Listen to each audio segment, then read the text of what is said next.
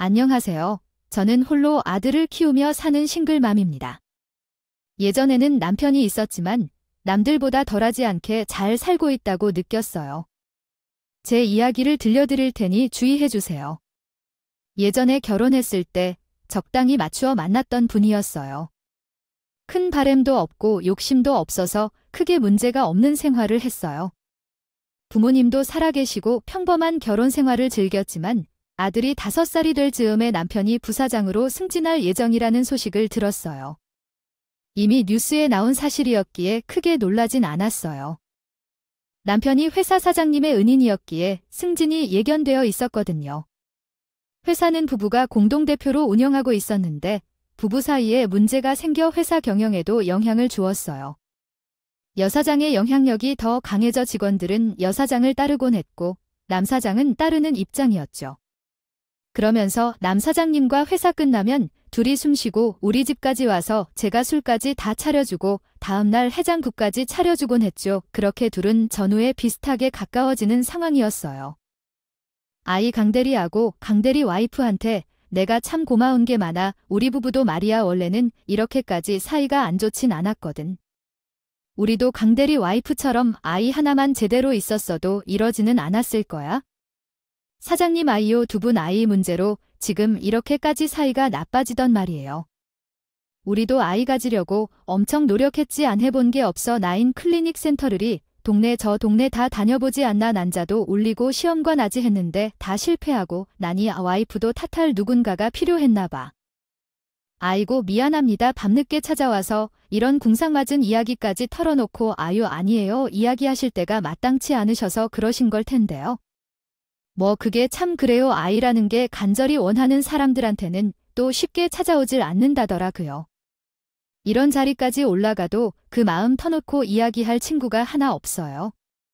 제 친구들이란 놈들 전부 우리 와이프 쪽 말만 듣고 다들 연락 두절 아니면 쌩 까버리고 거리를 두니 이게 다 세상 잘못 산 탓이겠죠.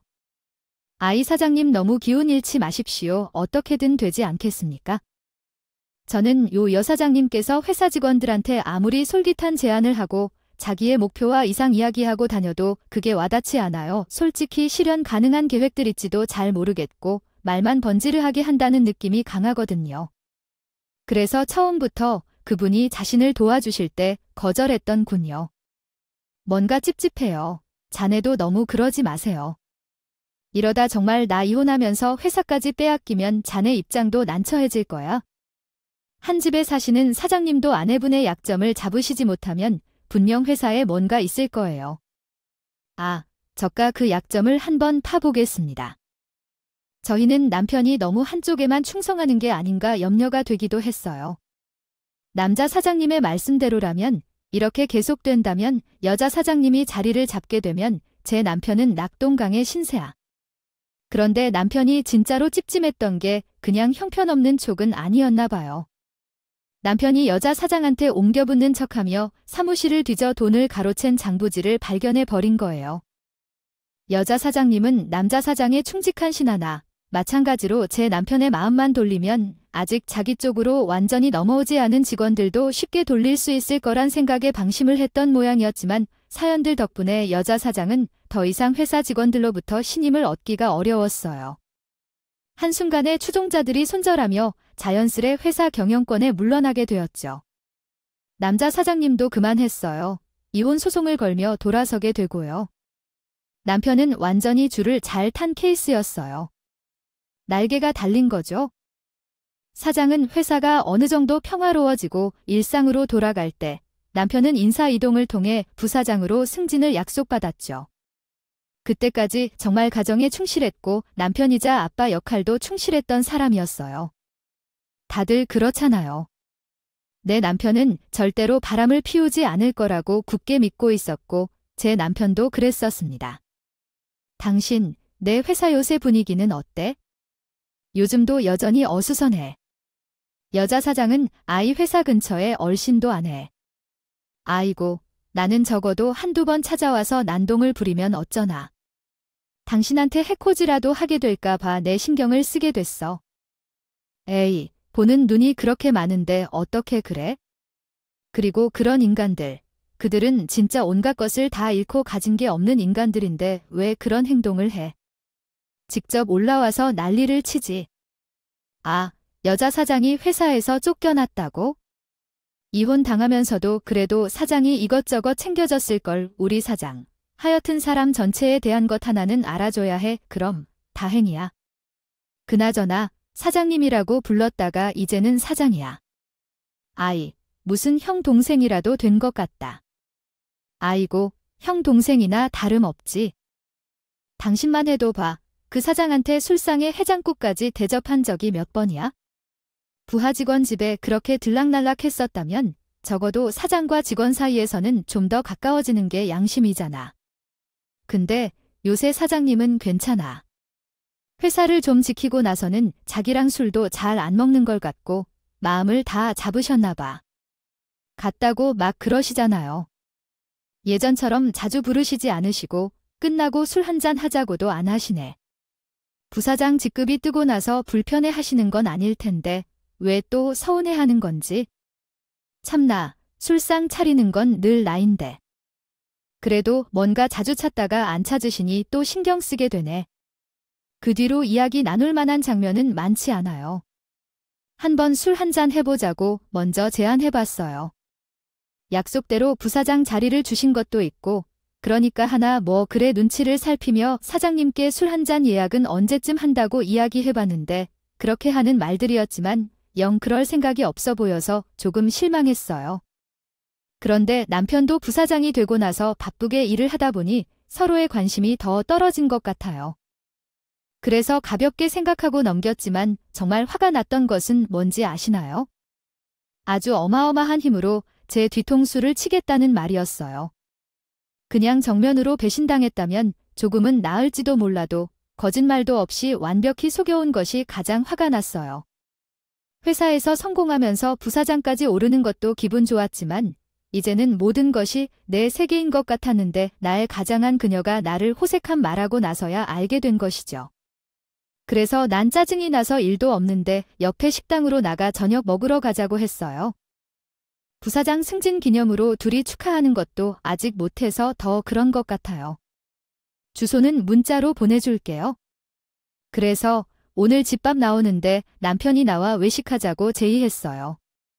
오랜만에 외식하는데 남편이 알아봤던 식당으로 예약을 했어요. 직원분이 룸으로 안내해 주셨는데 들어가서 보니까 남편이랑 앉아있을 줄 알았는데 여자가 앉아있었어요. 어이구, 벌써 오셨네요. 정말 시간 약속을 엄격하게 지키시는구나 싶었어요. 뒤에 영화 시간 어울릴 것 같네요. 호칭을 사용한 발언에 당황했죠. 어떤 상황인지 궁금해서 남편을 쳐다보았다. 나 혼자 다 계획을 세웠지? 그래, 이제 거기서 옷을 벗고 앉아봐. 정말 할리아가도 있고, 그래서 오늘은 밖에서 보라는 게 좋은 것 같더라고. 먼저, 뭐 먹을래, 여보? 아니, 우리 둘이 보는 거 아니었어. 그분은 누구냐? 나의 태도가 신중한 이유는 여자의 얼굴이 있기 때문이었어.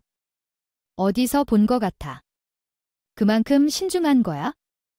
여보, 그동안 고맙다. 나도 한번 놀라는 중이야. 여기에 있어서 5년은 됐지만 그 사람과 완전히 반대니까 정말 놀라워. 그분은 누구일까? 그 남자는 오래된 연인이지만 사람은 놀라게 하는 거지. 우리는 무슨 할 말이 있을까?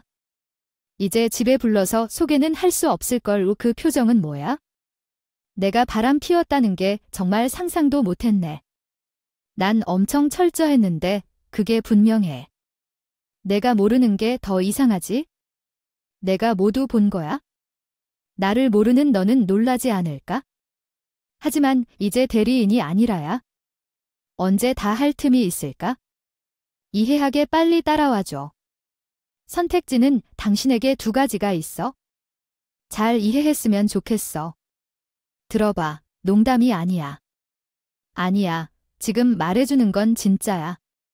그 여자가 너 여자친구가 될 수 있다는 얘기야? 그냥 여자친구로는 아니고 남자들이 있는데 우리 가슴 깊은 곳에 평생 간직하고 있는 그 첫사랑 같은 애틋한 감정이라고 말이야. 그런데 시간이 흘러가면서 거칠어지고 왕성하지 않게 변해가는 그런 애틋한 연인 관계 말이야. 중요한 건 뭐냐고. 그건 이혼이야. 깔끔하게 이혼하고 양육권 소송 따위 없이 그냥 위자료 좀 줄 테니까 순순히 이혼하자는 거야? 어때? 괜찮지? 그럼 둘째야, 잘 들어봐. 두 번째는 가능하면 선택하지 않았으면 하는데 그게 바로 소송이야. 너가 원하는 대로 얼마를 받을 수 있는지 양육권이나 위자료 등을 모두 소송해서 알아봤어. 근데 그게 귀찮고 번거로워지고 법정을 가야 하며 협의 사항을 수정하고 이런 거 있어. 난 첫 번째를 선택할 거야. 깔끔하고 좋잖아. 이게 이득이야. 소송하면서 정신적으로, 체력적으로, 경제적으로 손해를 보면서 고충을 겪지 않는 게 좋을 것 같아. 듣고 있지? 내가 그래서 받을 수 있는 비용보다 더 너한테 줄 거니까 웬만하면 합의 이혼으로 마무리 지어야지. 그 정도면 선을 지키는 걸로 돼. 이제 있으니까 말하는 거지. 양심적으로 말이야. 정말 이혼을 고려했을 때 너한테 이러고 했을 거야? 돈 따위 없는 상태에서 이혼하면 너한테는 아무 의미 없을 테지만. 모든 것은 떨어지지 않고 말이야. 나의 자신은 정말 젠틀하다. 그래도 한때 헤었다고 챙기는 거야? 둘이 아주 북치고 장구치고 말 그대로 연병을 떨고 있더라고요. 근데 그걸 들으면서도 제가 계속 생각하고 있던 한 가지가 저 여자를 어디서 봤는지였거든요. 그러니까 뭐 돈 많이 줄 테니까 우리 하준이도 계속 보기 해달라 이거고. 너희 법적으로 문제될 거 없이 결혼까지 하게 이혼도 좀 조용히 해달라 이거네. 왜 싫어 너도 그 대가로 하준이 양육비 매달 몇백씩 받을 거야? 솔직히 한 달에 하준이한테 그만큼 들어가지도 않잖아. 근데 그냥 내가 위로하는 명목으로 챙겨준다는 거고. 그거 왜 위자료도 더 챙겨줄 건데? 이걸 왜 고민해 나 같으면 그래 첫 번째 선택하고 그만 일어날 것 같은데? 그냥 궁금해서 내가 좀 생각을 떠올리고 싶은 게 있어서 그러는데. 너희 어디서 어떻게 만났니 언제부터 했던 사이인데? 한때 나랑 결혼할 뻔했던 사이야. 우리 부모님 반대로 헤어졌지만 그 정도면 충분하지 않아. 같은 회사에서 일하고 있어요. 오빠가 먼저 저한테 연락했고 과장됐을 때쯤인가 제 자리도 하나 만들어줬고요. 아이 뭐 이거 알았다고 해서 회사에 불륜 커플이라고 선전지라도 뿌리면 어차피 명예의 손인 거 아죠. 괜히 물으셔서 오빠한테 받은 재산 다 날리실 바 미리 말씀드려요. 나중에 괜히 회사 찾아와서 난리 쳐봤자 그쪽한테 도움될 거 하나 없으니까. 아 그제야 제가 기억이 나더라고요. 이 여자를 어디서 봤는지 참 기가 막혀서. 그 전까지만 해도 딱딱하게 구제 얼굴에 확 웃음꽃이 피더군요. 제가 진짜로 재밌다는 듯이 하하하고 오자. 남편. 반대로 얼굴에서 웃음기만 사라졌어요. 작년까지는 전혀 그런 일이 없었다. 죄송합니다. 그 상간녀를 어디서 봤는지 확실하게 기억이 나지 않아서 물어봤었어요. 그러다 회사에서 만났다고 하니까 기억이 돌아왔어요. 어디서 보았나 물으니 상간녀가 미소를 지었어요. 그게 무슨 소린가요? 당신이 우리 민영을 어디서 보았느냐고요? 그래, 민영 씨였고 이름이 바빴었죠. 남편도 꼬시면서 민영 씨를 찾던 중이었나 봐요. 아 결국 그녀는 여우로 나타났어요. 저를 본 그녀가 사장님 다니시는 회사에서 일하는 친구라고 소개했죠. 그래, 민영 씨네. 이름이 기억났어요. 남편 요크 곧 부부 이혼 후 만난 여자 친구네요. 부산 회사에 잘 어울리네요. 민영 씨도 제 남편 사장님과 역으로 나온 것 같았어요. 천생연인 같네요. 민영 씨도 제 남편과 같이 사장님과 바람 피운 적 있었어요. 상간녀는 그 사실을 어떻게 아냐고 묻듯이 눈을 굴린 후 풀이 없이 하얗게 질리더군요. 언제 그러했는데? 이미 헤어졌어요. 남자친구가 말하는 거 다 듣지 마세요. 여자가 뻥을 치고 있어요. 그렇구나. 제 생각에는 사장님이 돌싱이라고 하여 새로운 사랑을 찾으려고 했던 모양인데. 그럼 슬슬 결혼까지 생각한 것 같아요. 아니야. 그저 한 번쯤 경험해보려 했던 것 같아요. 그렇다면 차라리 착실한 우물처럼 유쾌한 인생을 살았다면 어땠을까요? 파지 씨, 왜 2개씩 우물을 파나요? 날에 걸릴 것 같네. 무슨 이야기예요? 사장님과 사귐도 하고 있었어. 언제부터 나랑 통화하잖아. 내가 직급을 올린 다음에 너에게 전화한 건 그잖아. 그런데 사장님과 어떻게 사귀는 거야? 너와 만나면서도 바람 피는 줄 알고 그렇게 할 수 있다. 둘이도 뻔할 것 같아. 막내 부인입니다. 성의 있게 좀 말해주세요. 오피스 와이프님이 예리해. 법인카드도 이용하면서 데이트를 키읔 좋죠. 그것도 밝혀지겠다. 법인카드나 출장비 명세서 거절하지 마요. 남편도 역시 멋져요. 여자 사장이 악당 행동도 뒤로 맞춰두면서도 자신 똑같은 일을 한다. 아고나 남자, 그 여자 말로 써라. 내 말도 들어봐. 처음 회사에 들어올 때 오랜만에 오빠 보고 들어와서 잠깐 농담했었는 건데. 양심이 있으니까. 유부남과 만나다니 말이 되냐? 오빠를 위해 보험은 들어서라도. 그게 아니야. 유부남이어서 내 가당할 가능성 때문에 차라리 돌심 남하는 게 나아. 진지하게, 그러진 않았어. 아니 넌 그게 같아서 할 거야? 어느 순간 너무 한심하다고 생각했다. 이제까지 그렇게 당당하게 내 와이프와 함께 삼자대면에서 떳떳했는데 이제 와서 양심 타령이라니. 그리고 너, 왜 우리 사장의 여자친구가 있다는 건 어떻게 알고 있는 거야? 나조차 모르는 걸 넌 어떻게 알고 있어? 우리 사장이 너에게 밝히는 게 부끄럽다고 생각 안 해? 이런 쓰레기 같은 놈들아, 어떻게 내가 알았는지는 내 문제다. 하지만 남편은 모를 수밖에 없어. 사장님이 내 눈으로만 봐달라고 했으니까. 사장님이 아주 윤기가 없으시다니까. 그래서 이렇게 사장님을 살리네. 알았어. 근데 남편은 모를 수밖에 없지. 남편이 부사장으로 승진하게 되었을 때 사장님이 우리를 불러서 식사를 함께 했어. 내일 인사팀에서 발령을 받아오면 강 부장이 부사장으로 임명되었다고 할 거야. 사실 그런 자리를 가져선 고싸하다고 생각 못해. 사장님의 선물들이 고맙다. 이제 다 해냈다. 앞으로도 잘 부탁해. 아참, 그래. 부사장이 그걸 내게 주겠다고 해서 해장국을 대신 먹여줄 일이 많아졌다. 많이 힘들었어. 부장님께서 그런 건 다 알고 계셨는데 부사장 자리까지 앉혀주시리라곤 전혀 예상하지 못했는데 아이 참으로 사장님 정말 고맙습니다. 아휴, 아뇨. 이번에는 항상 회사에서 내 편으로 지원해 주셔서 감사드리는 보답인데 편히 받아주시고 앞으로도 현재처럼 열심히 일하게만 해주시면 되겠어요. 좀 마셔야겠어요. 근데 그날 사장님도 제 남편도 어느 정도 취한 상태였을 때였죠. 남편이 잠시 담배 피우러 나가는 사이에 사장님께서 제게 부탁을 하셨어요. 경서 씨, 제가 좀 나쁘게 하는 말 마다하긴 하지만 뭔가 좀 부탁해도 될까요? 아이, 네, 그래요. 말씀해 주세요. 남편에게 부탁하기 어려우신 일이라면요. 아이, 그건 아무래도 여자끼리 해 속내로 좀 보아주시는 게 더 정확하지 않을까 해서요. 강 부장님한테 물어보기는 좀 조심스러우셨을 것 같아서 그러십니다. 그러더니 사장님께서 여자 사진과 주고받은 카칭들을 보여주시더라고요. 어머, 이게 무슨 소리예요? 사장님, 요새 새로운 분을 만나셨나요? 이분이 굉장히 어렵게 보이는데요. 그래서요. 그래서 걱정이 듭니다. 이 사람이 돈을 보고 나에게 접근한 건지 아니면 정말 마음이 있는 건지 제대로 모르겠어요. 문자를 주고받은 것으로는 여자들의 눈으로 좀 다르게 보일 것 같아서요. 한번 천천히 살펴보고 솔직하게 이야기해 주신다면 정말 감사하겠어요. 어머, 미인이라고요. 그렇다면 나이가 어리신 분이신가요?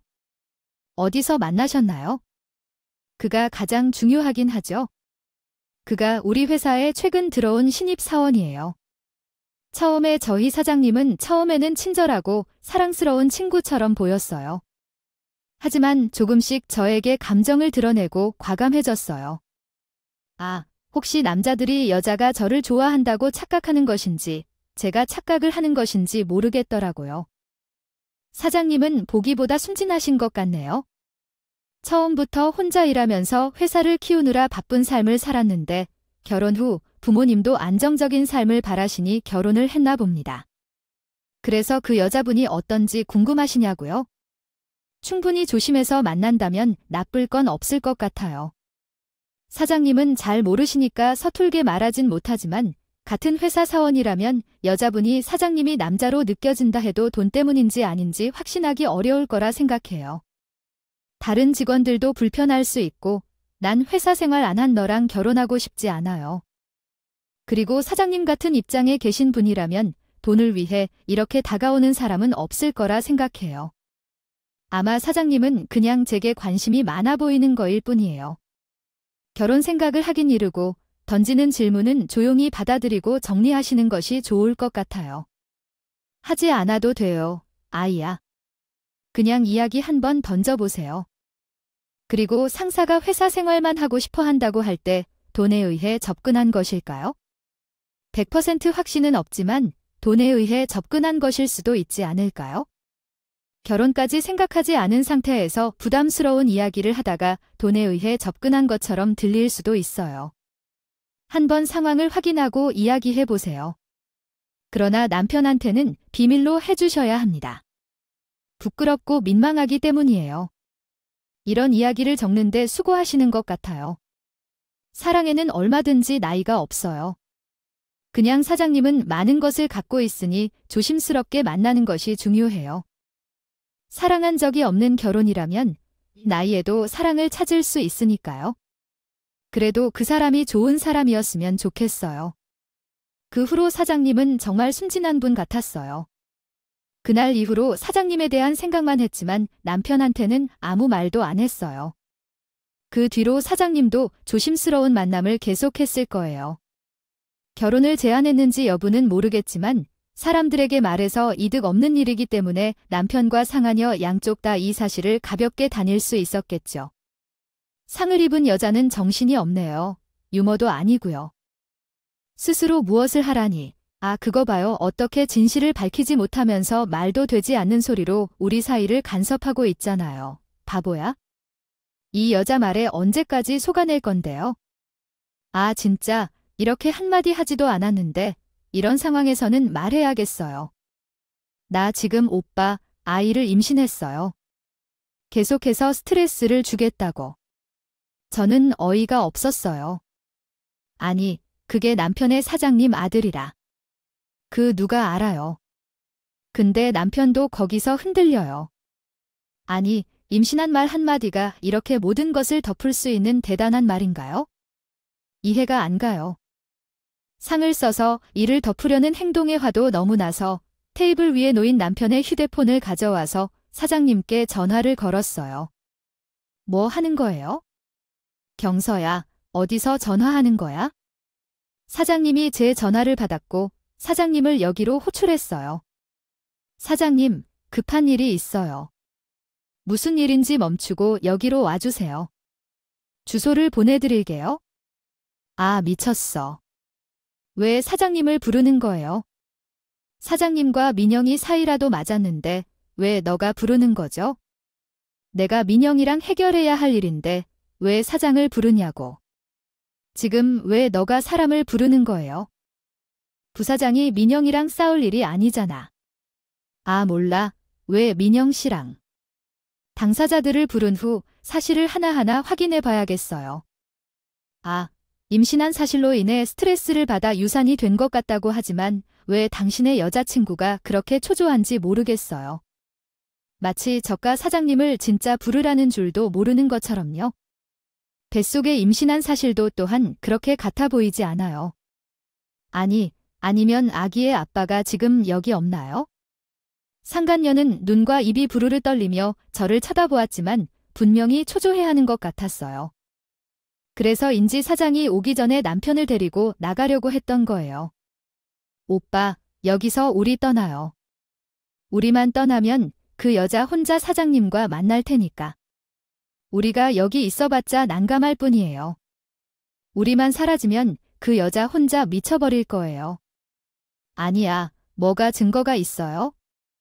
우리가 여기서 만났다는 증거도 없이 갑자기 혼자 의심을 하고 남편과 밥 먹다가 사장님 부른 여자로 만들자고 나가자는 거예요. 아, 내 말이 안 들리나요? 상간녀는 남편이 화내려던 걸 막으면서 계속해서 끌어당기고 있었어요. 어디로 나가야 할지 모르겠어요. 아빠가 누구인지 확인하고 가야 할 것 같아요. 당신도 그건 평생 궁금해할 것 같은데? 아니에요.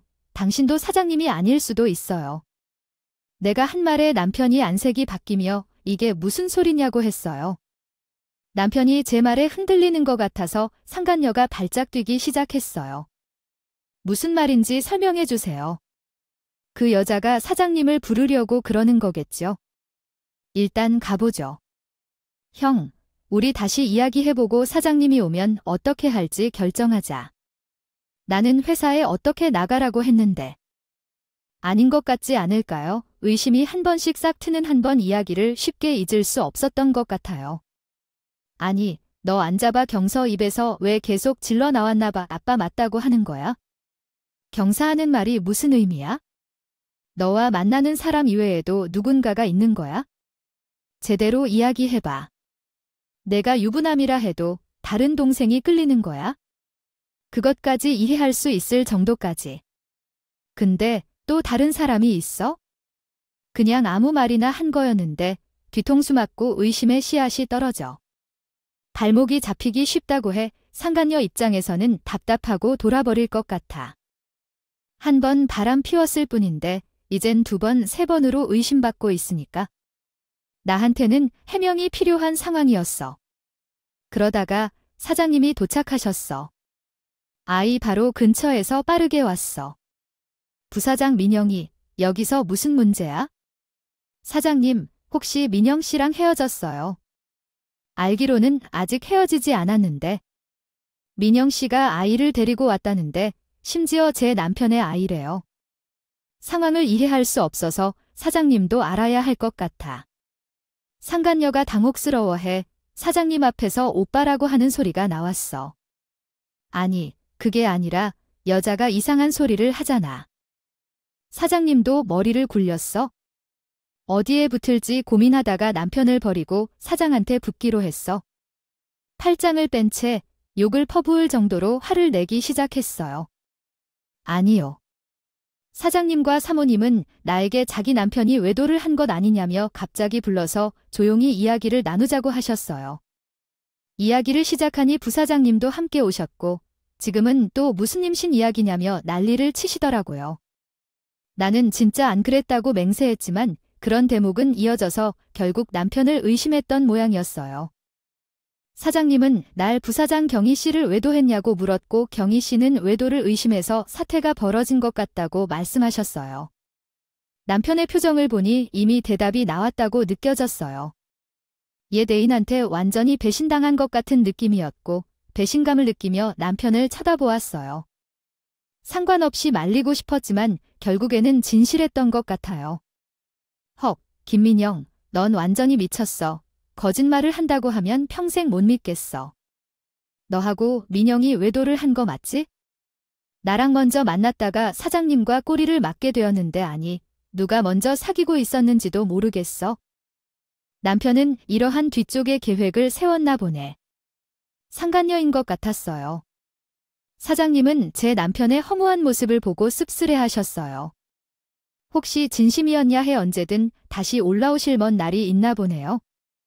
사실 나는 심실한 남자에 의한 부정행위로 인한 징계를 받아 해고 당할 것이라는 경고를 받았다.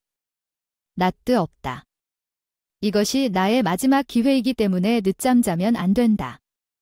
아침 9시 전에 챙기던가 지금 당장 챙기고 사원증을 반납하고 떠나면 된다. 사장은 여성에게는 가학적이라고 무리하게 다뤄진다. 퇴직을 결정하면 다시 단호하게 될 것이다. 즉센이 사라지자 나는 낯선 옛 남편을 대면하고 있는데 이때 자신의 위치를 알고 있는 부사장은 얼마 안 남은 자기 자신을 날아가게 하게 느꼈을 것이다. 그가 우울하고 있는 것을 보고 사장을 따라가 다시 사랑 골리을실에 돌아간다. 사장님, 제가 잘못했음을 알고 있지만 제 이야기를 들으세요. 사실은 제와 결혼을 하려 했던 사이였어요. 사장님도 남자님으로서 이해하실 수 있겠죠. 남자들은 모두 첫사랑을 한 번쯤 고쳐보지 않을까요? 아니라고 하기엔 사실 저도 예상치 못했는데 사장님과 저 사이에 무언가가 올릴 것이라는 꿈조차 몰랐어요. 이혼한 후 나는 조용히 집으로 돌아가 이혼 서류를 작성했고 아이와 함께 친척 집으로 나왔어요. 적당한 연령대의 본을 중심의 집안을 찾아 결혼했지만 남편은 다르게 생각하고 있습니다. 그가 부사장이 되고 나서는 자기 새끼와 방탄방학겁이 정신에 어느 것 하나 없다. 어느 여자가 앞뒤 상관없이 냅다 차기를 했다. 내게는 그것이 죄값으로 받아야 할 정도였다. 그 체벌은 제 나름대로 받아야 할 것이었던 거라 생각한다. 아이에 대한 사랑도 없고 가정에 대한 의무와 책임도 없는 사람과 함께 살아왔다니 참으로 역겹다. 내 삶은 허탈하고 무기력해 보였다. 남편은 아무것도 가진 게 없는 남자였고 그를 위한 사랑은 아예 없었다. 그래서 이혼 소송을 시작했다. 그런데 남편은 소송을 취하해달라며 친정으로 찾아왔다. 그 경박한 행동에 충격을 받았다. 그의 변명과 부탁에 귀 기울이지 않았다. 결국 눈물을 머금고 이혼을 선택했다. 결혼 중 어느 날 내게는 새로운 사랑이 찾아왔다. 그 여자에게 자신을 잃었다. 내가 죽을 때까지 그녀에게 충성하며 살겠다고 다짐했다. 마치 결혼을 약속한 듯 내 눈에는 아름다운 그녀만이 보였다. 하지만 우리 사이엔 진심이 없었던 것 같다. 하지만 우리에겐 하준이가 있었다. 그럴 땐 제일 좋다. 그렇게 말하시네. 진심으로 마음에 품었던 그런 사람을 한 번 더 만나보고 싶었는데 왜 그런 호기심이 드는지 알겠어요. 당신도 이별한 연인 중에 한 번쯤 만나보고 싶은 사람이 있겠죠. 하지만 그걸 그냥 머릿속으로만 생각하고 행동으로 옮기지 않는다면 그것은 쓰레기죠. 그렇게 자기 변명하는 걸 다 자기 변명이라고 생각해. 나도 잘못을 인정하고 싶어. 내가 쓰레기야. 여러분에게 용서를 구하고 싶어서 왔어요. 지금은 내 어깨가 정말 무겁습니다. 나는 잘못을 저질렀고 그러니까 용서해 주길 바래. 이제는 반성하고 더 잘 살겠어. 소송은 안 하기로 해 온데간데 없이 적게 벌었는데 너와 소송하면 당연히 지릴 텐데 위자료 받는 일에는 시간이 오래 걸릴 거야. 그래도 부탁이야. 소송을 취하하지 말아줘. 아들과 함께 행복하게 살 수 있도록 해줘. 월급이 이렇게 적은데 소송하면 더 너를 버릴 수밖에 없겠지? 돈을 벌 수도 없고 불륜도 할 수 없고 아비로서의 책임도 못 다하고. 나랑 같이 살 이유가 없어. 처음에 이혼을 고집하는 게 쉽지 않았어. 좋은 집안도 아니고 아가를 혼자 키워야 하는데 친정에 맡길 수도 없는데 경력도 없는데 무슨 일을 할까? 네, 지금 정신이 없어서 아직 이혼 소송 중이라면 정말 힘든 상황이시겠죠. 사장님께서 연락을 주시다니 정말 당황스러우셨을 텐데요. 그래도 사장님과 연락을 해주셔서 참으로 친절하시네요. 이런 상황에서는 정리된 마음으로 얘기를 해주는 것이 좋을 것 같아요. 그리고 경서 씨에 대해 걱정하시는 마음도 이해가 되네요. 아이를 혼자 키우는 것은 정말 힘든 과제일 텐데요. 경서 씨의 상황을 면밀히 살펴보고 싶어하는 마음도 이해가 가요. 이런 사태 속에서 책임을 다하려는 정신이 참으로 멋지네요. 이런 상황에서는 여유를 가지고 상황을 고려하시는 것이 중요하겠네요. 사장님과의 대화를 통해 상황을 조금씩 이야기해보고 주변에 도움을 요청해보시는 것도 좋을 것 같아요. 건강과 안정이 최우선이니까요. 고맙게도 사장님은 어떤 제안을 하셨는데 그것에 대해 어떻게 생각하시나요? 생각을 정리해보신 후 결정해보시면 좋을 것 같습니다. 저도 여러분의 상황이 얼른 개선되기를 진심으로 기대할게요. 언제든지 조언이 필요하시면 더 물어보세요. 함께 응원하겠습니다. 그것은 나의 잘못이 아니지만 여전히 심적으로 미안해하고 있어요. 무엇보다도 회사에서의 소문 때문에 창피하고 있어요. 제가 그 정도까지 생각하지 못했을까 하는 생각이 들어요. 회사 사람들은 강인호 씨가 개인 사장으로 그만뒀다고 생각할 거예요. 하지만 같은 업계의 대표들은 이미 소문이 퍼졌을 거예요. 이제 동종 업계에서 발을 딛기도 어려울 겁니다. 게다가 경서 씨가 강인호와 결혼할 때 본 직원들은 지금 모두 그만두거나 다른 부서로 발령을 받고 있어요. 경서 씨를 아는 직원은 전혀 없을 거예요. 그래서 민망해 할 이유 없을 거예요. 그러니 아들을 위해서도 월요일부터 출근하여 배우는 것을 추천합니다. 사장님, 정말 그럴런가요? 저는 그래 주신다면 정말 감사하겠어요. 저는 못난 척 사장님의 제안을 받아들였어요. 경력이 얕은 척하는 게 더 열심히 배울 수 있을 것 같아요. 회사에서 최선을 다해 시간을 허비하지 않고 살아왔답니다. 사장님의 말씀대로 제 전 남편은 불륜으로 업계에서 알려진 사장님과의 관계까지 건드린 미친놈이라고 합니다. 취업이 정말 어려웠을 텐데 그래서 낮은 월급을 받고 작은 회사에서 일하고 있는 듯합니다. 더 웃긴 건 사장님이 전해주신 상간녀 소식인데요. 제 전 남편은 사장님께 거짓말을 많이 해서 사실을 가리려다가 사장님께서 거짓은 빨리 들통날 거라고 생각한 것 같아요. 그래서 자기 목표를 바꿨나 봅니다. 더 이상 사랑으로 전 남편을 감싸지 않겠다며 애 자녀를 위한 양육비를 요구하면서 소송을 제기했다고 해요. 안 그러면 지금 다니는 회사의 사실을 공개하겠다고 협박했다가 결국은 아이를 낳고 친자검사를 요청한 모양입니다. 결과가 나온 후에 양육비를 지급하겠다고 약속했다네요. 하지만 우습게도 그 이야기를 한순간부터 이야기가 사라지고 돈을 감추고 연락처를 바꿔버리며 사장님에게도 연락하지 않는다 해서 이제는 그가 어디에서 무엇을 하고 사는지 모르겠다고 합니다.